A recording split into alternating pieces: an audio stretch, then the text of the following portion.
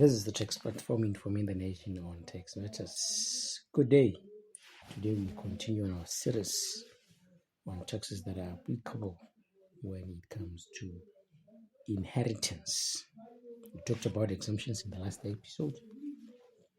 And this week now we focus on now where you have to pay the capital transfer tax. So in the estate there may be property, that is a house, a commercial property. There may be money, there may be shares, and the like. So everything will be valued at market value.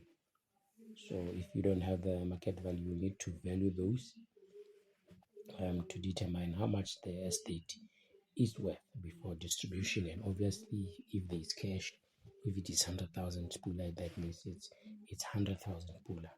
And cash, it's not exempt.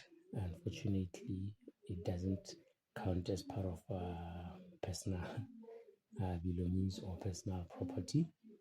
So unfortunately, it is not exempt. And also things like shares are not exempt. So you will need to value shares if there are shares. If there is any property, you will need to value it. And if the property is not given to an heir, it means there is no exemption, whether from transfer duty perspective or from the inheritance tax perspective. So you'll need to put it as part of the inheritance that is going to be distributed. And also if there are any livestock that were not included in gross income, they'll have to be part of the distribution.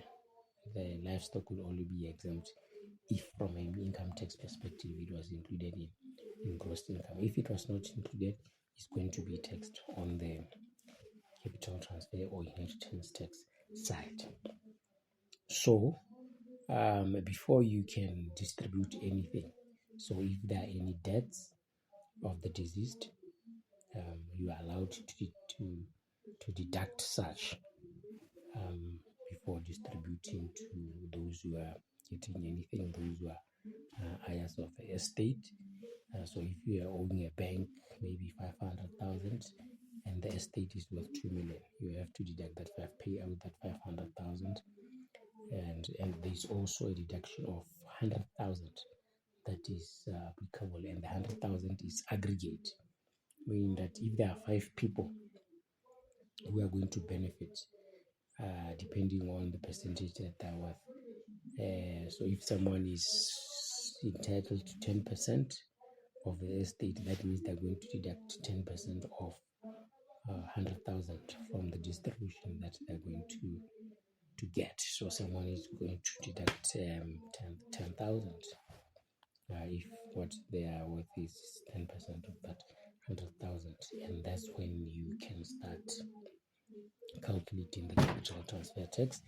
And so the first 100,000 is taxed at 2%, and then the next 200,000, that is between 100,000 and 1 and 300,000, taxed at 3%, and then between 300,000 and 1 and 500,000, that is the next 200,000, is taxed at 4%, and anything that is excess of 500,000 will be taxed at 5%.